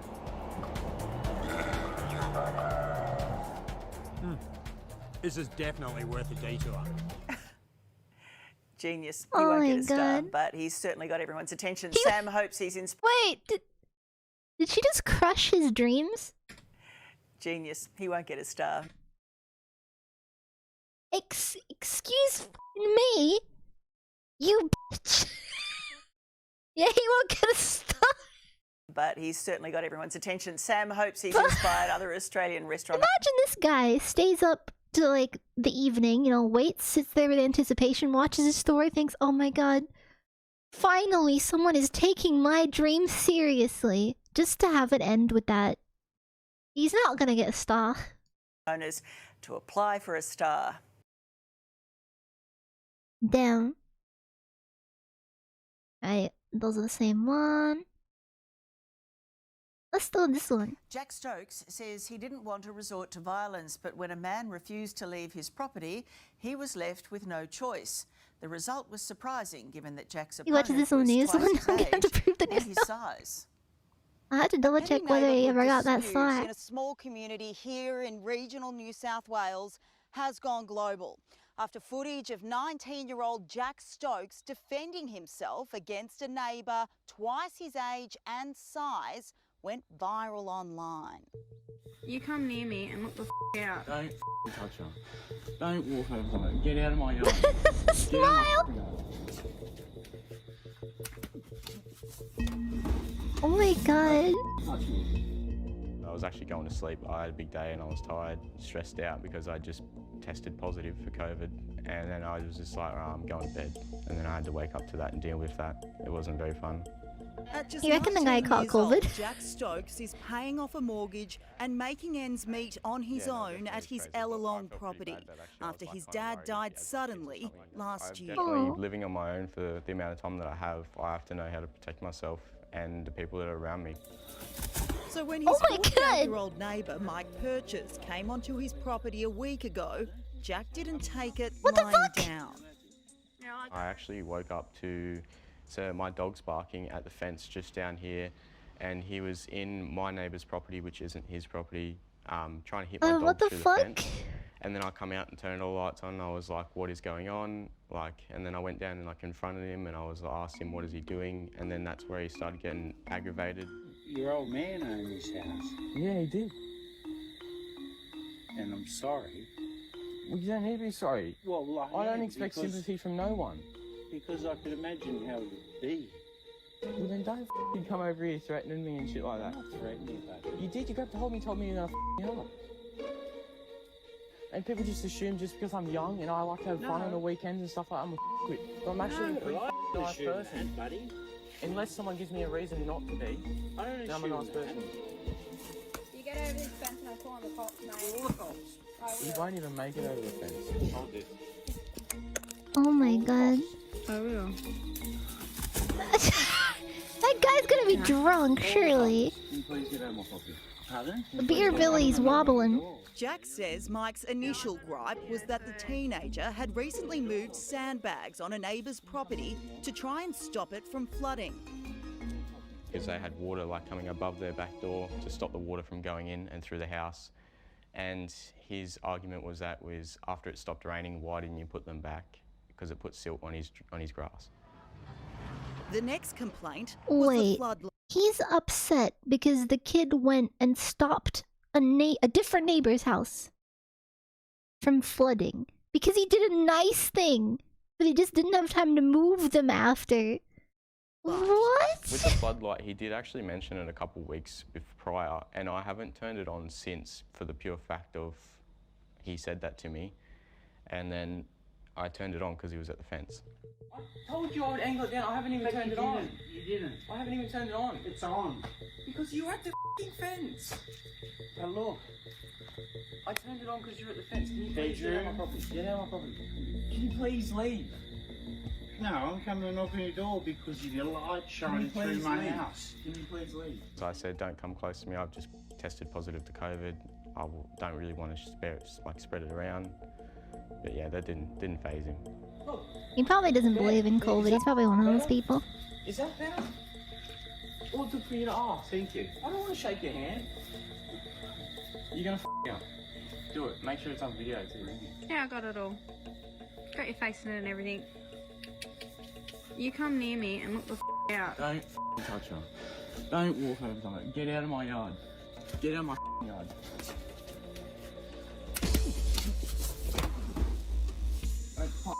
Hey, good on the kid, honestly. The guy can't be drunk and pulling shit like this. Bring the cops. What happened after that? After that, he was sitting on the ground. I just sat there with him. I got my first aid kit and was like wiping the blood off his face. And then he got up, him. like come back. The guy clearly needed it. I'm sorry. He went to stand up, and I was like, I mean, obviously you don't want to have to do that, but like the guy wouldn't leave him alone. The incident to social media, and it's since gone viral. Was not expecting to see how it went. It's got like over 400,000 views now, and I was just like, wow. What do you make of the response you've had online? A lot of people these days, they will judge a book by its cover, and a lot of people had said to me like they thought that I was going to end up hurt some little 19-year-old kid, and then I mean, he can hold his own, clearly. That was the main response. I'm very And the shocked guy and was also surprised. definitely drunk. I've actually gotten messages. He from wasn't people in New exactly Zealand, coordinated. Switzerland, Canada, Miami, just everywhere, all over the world. It obviously escalated. Do you regret punching him? No, I don't regret punching him at all. I think No, it I could have wouldn't. went a lot He better needed way it. if he didn't come in the yard. I spoke to Mike over the phone and he told me he's been staying away since the neighbourhood dispute escalated. He says he's feeling remorseful and he wants to apologise to Jack for how he behaved. That'd be probably the only thing that I would want is an apology for him and him to own up to his own mistakes. Yeah, I mean, it's just dunk by the sound of it. I hope he learns from it.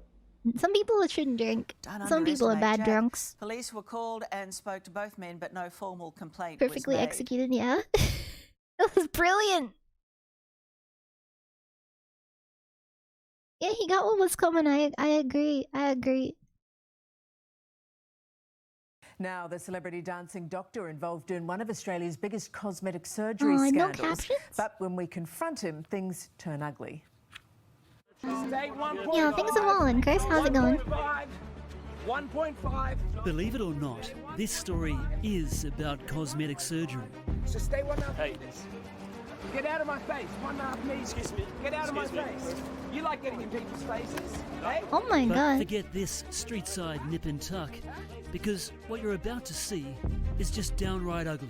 And I appreciate if you don't hit me in the face. Wait, were they implying that that guy was ugly? No. I didn't hit you in the face. Yes, you did. No, you headbutted my hand. It's like it's Hi, gonna I'm get Dr. downright ugly and then zoom in on his face. And I just did liposuction. Daniel Yeah, what the Aronov fuck? is the world's most famous dancing doctor. But his twinkle toes have carried him into one of Australia's biggest cosmetic surgery scandals. Want to email me? Is that okay? No, no, no.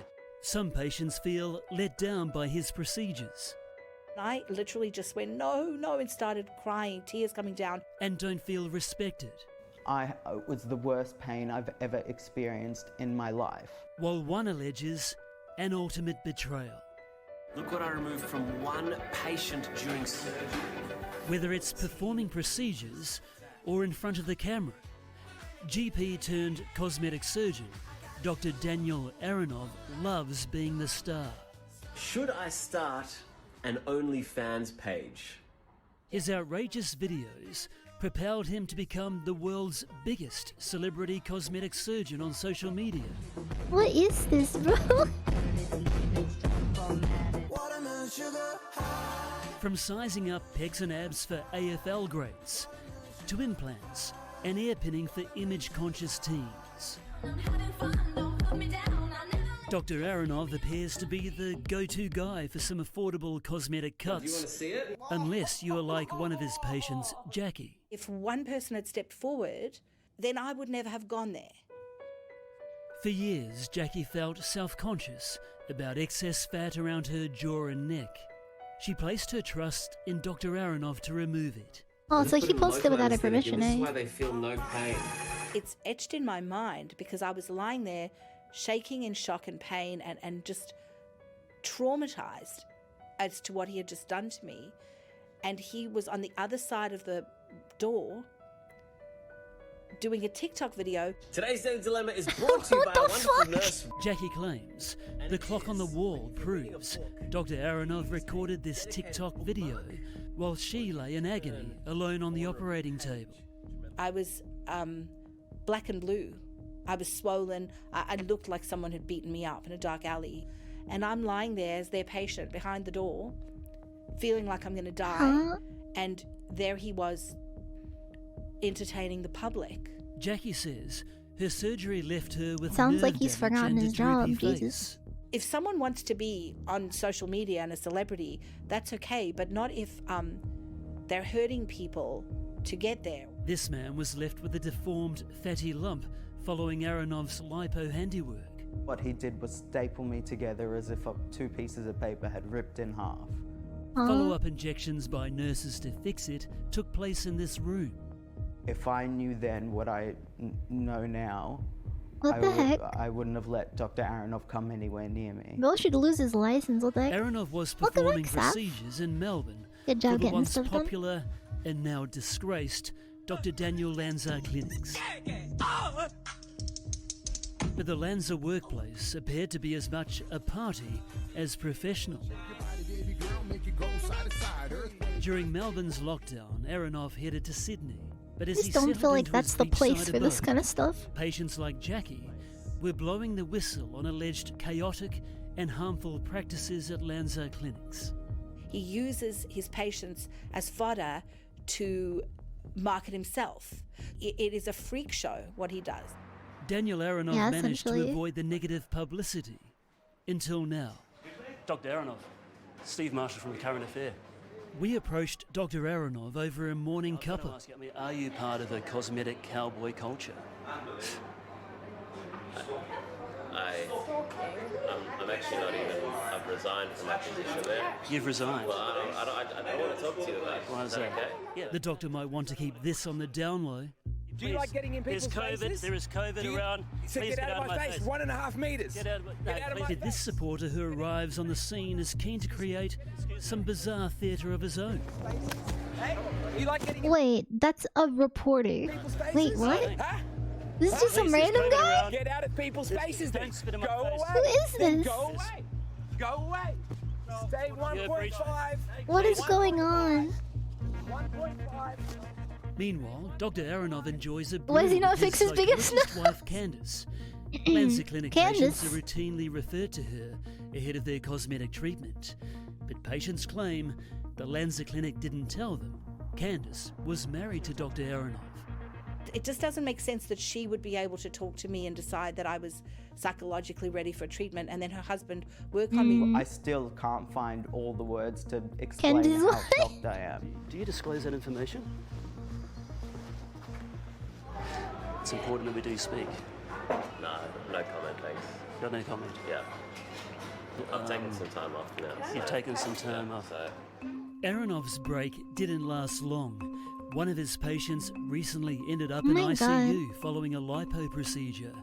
Dr. Aronov said this was a first. He recommended an ambulance be I mean, called to be fair, immediately, lipo is one of and he the helped riskiest paramedics attend surgeries. to the patient. Like, riskiest cosmetic surgeries you can do. It's After really this not recommended Aronov that people do it at supporter all. leaves, I asked Candace if her husband might reconsider a chat. He's going to talk to me? Aronov does emerge, but not for an interview. I'd rather spend the time with my family. We've decided not to show you the rest of this encounter with Dr. Aronov because from here on in, he holds his child in shot. The doctor might enjoy parading his young kids in front of millions of TikTok viewers, but we're not buying into that. What we can tell you is Dr. Aronov refused to answer any questions. The random Instead, guy He wanted us to email him. Like, is just literally a random guy. And there's one more serious twist in this sorry saga. Aronov patient Jackie has also filed a complaint with Victoria Police. I don't want to say too much about this because it is a private matter. And the first time it was witnessed by a nurse. The second time it was witnessed by the head nurse and Dr. Lancer himself. Victoria Police confirmed it's investigating.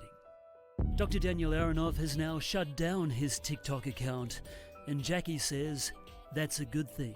I'm not here for revenge or vindictiveness. I'm genuinely worried about someone like me who's thinking about getting a procedure, who's agonised over it and saved for it, and who's it's genuinely a news just YouTube trying to do channel. the right thing and read the That's reviews. Australian one. Walking into Dr. Aronov's, treatment room and going through what I have. And I'm glad the TikTok's I don't gone. want Jesus. that to happen. Well, we did email Dr. Aronoff a series of questions, most of which he refused to answer. He did, however, categorically deny the allegation Jackie has made to Victoria Police. Wow.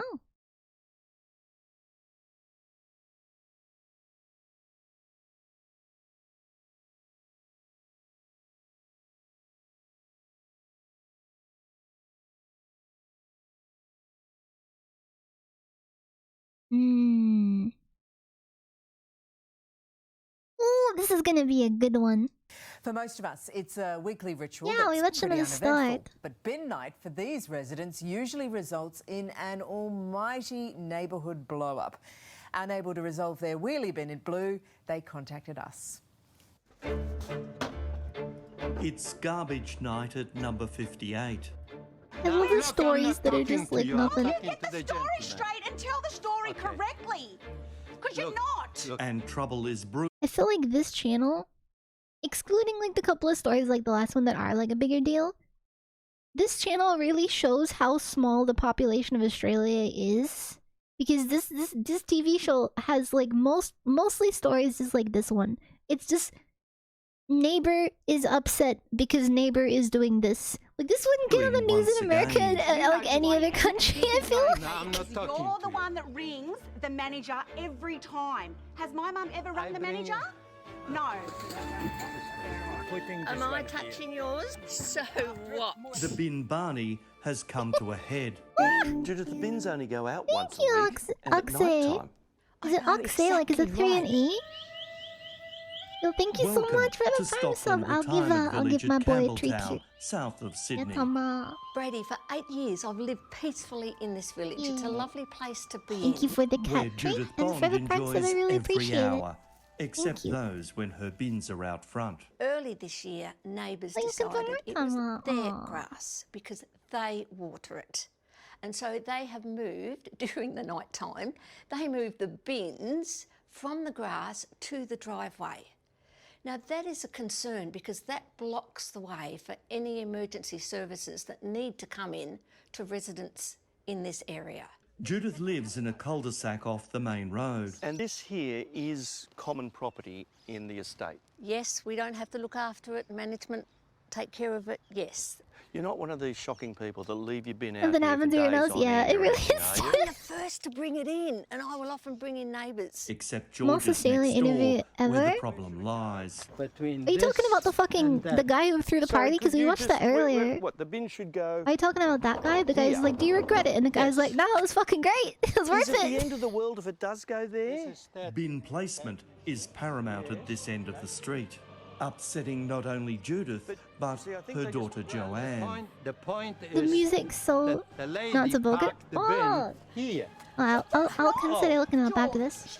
Never, ever has put the bins Rubbish. there. Have you got photos of evidence? Hang on. Really? She put the bins up there. And I... Just in case you've tuned It's all in over late, a couple of World bits. War III has broken out over a garbage bin. The editing! No one needs to get upset. No. It's only a garbage bin in the end. Oh my It's only a god.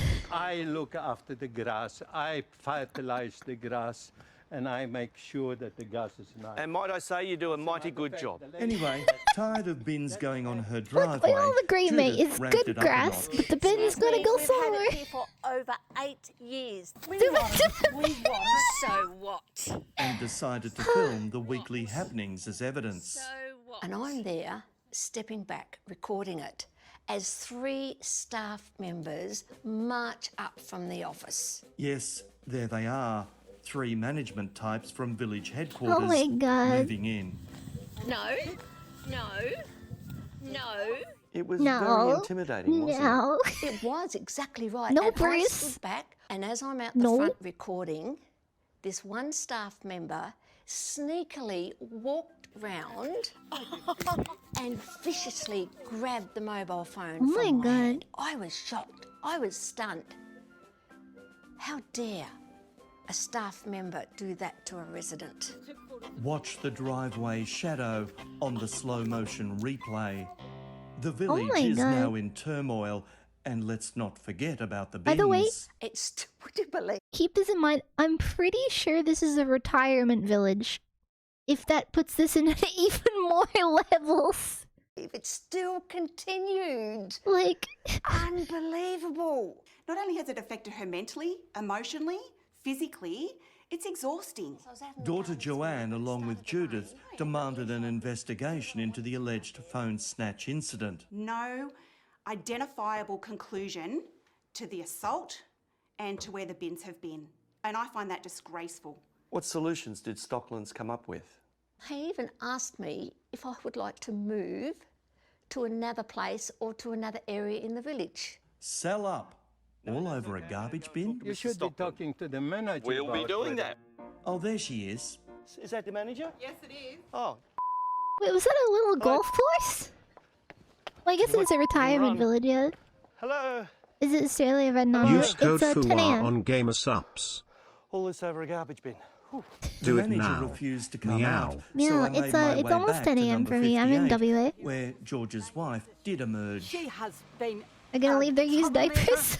And the Well, things maybe that they she's don't need done on those us yet. and Well, said I don't to know. me, and I could write a book on it. And So let's just go over what is required here. I'm saying here, Right. like this. Oh, okay, so... Like this. So, okay, so not that, that. Not that. What No, does it because it's matter? indicated by the manager on the plan Right. that she received. Too. No. Yes. Here, This But just when I'm fucking cocky guy. about my skills, No. Yes. Well, so let me just verify. No. Yes. No. Yes. as a United Nations diplomat, I forgot recycling. Because what happens when the yellow bin comes out? Oh, Where this does is, that this, go? this is big news. Where's the What yellow about the bin yellow go? bin? The yellow bin. Right. Oh, wait, he's got a solution here, mate. Hold on. Wait, Oh, the let yellow him bin let go- him cook. Now Let it's him starting to block the driveway, though. This far exceeds my talents. Where's former UN Chief Boutros Boutros-Ghali when you need him? Thank you, George, for talking to us today. I really appreciate No, you taking the yes. time. No one needs to get upset over a garbage bin, do they? And Judith's very upset. No. It's not the garbage bins. Yeah. Don't tell me there's other issues. Hang on. Let's all live in peace and harmony.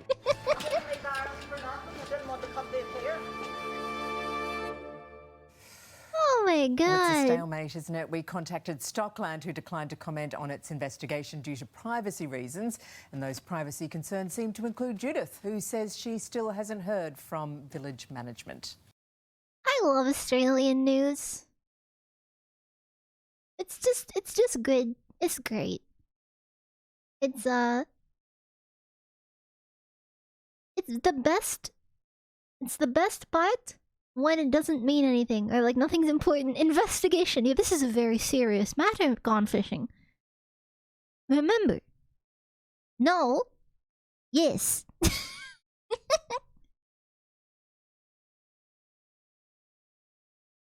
You know, this is another very important article. I know it is a dog. Artie the Whippet is 1 in a million. His family... Listen, this channel's got murder, sacrificial lambs,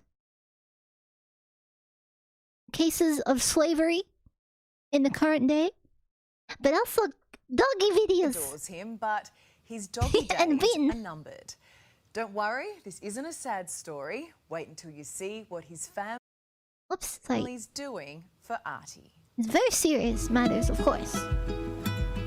Aww. Not every He's a little dog's day tripod. starts at the coffee counter. Hi. Could we get a puppuccino, please? But Artie's does. He's the dog packing a whole lot of life into his 2 short years.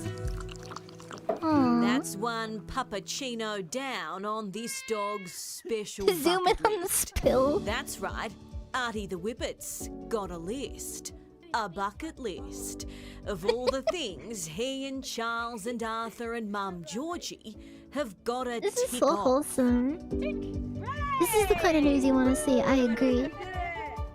Now, Yeah. the list is long because Artie's aggressive cancer could mean he has 1 month left or 6. Aw. So for Artie's family, every day counts.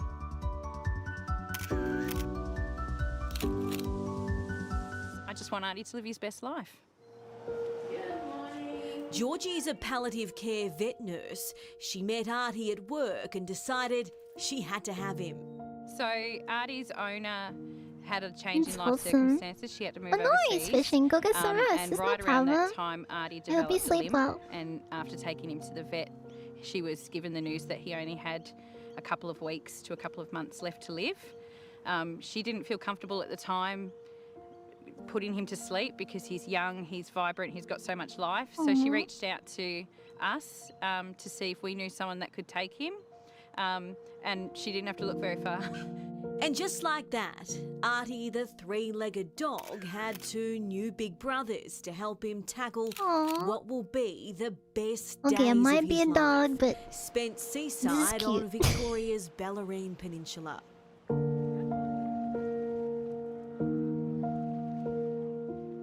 I wish I had another 20 years with him because he's perfect and he's so curious about the world. He has to stick his nose in everything. So nose sticking was quickly scribbled on the list. Item number 7, treasure hunt.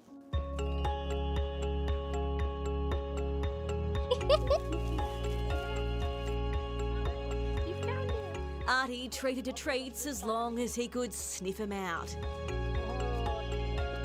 The bucket list slowly getting ticked off. This dog has no Artie idea what's turning going on, but he's happy about the artiste, food. Putting his paws in paint. Oh, that's so cute. And that's good enough to frame. Artie's family have also planned a dog-friendly camping trip, a meal of chicken Aw. nuggets and a bird-watching session. It makes me feel good that he's not just at home all Yes, the they are a time, good boy. sleeping his days away. I'll let this one have We're that. living with him in every moment. Artie's bucket list doesn't just make for happy memories, but is a part of a healthy grieving process, according to vet of 35 years, Alicia Kennedy. We're recognising more and more now just how profound pet loss is for people. For many families, the death of a pet is their children's first experience with death and loss. It's a profound learning opportunity for children to understand that death isn't something to be frightened of, it is part of life. Alicia's top tips for a bucket list is Dark to but remember true. quality of Chicken life nuggets, yes. over quantity of life. And I think sensory enrichment is one of the most beautiful things that you can do to nourish a dog's life when their world is shrinking through their health. Aw. So think about preparing their favourite last meal. Wait, they made an a drive in animation? the car, a walk where they can stop and smell the roses, a massage, and a visit to see a special friend. So celebrating the life of a loved one, Good morning. pre and post, is healthy. Make your This is time so with them wholesome. count. Make Thank it you for really the important and hydrate. special and full of memories.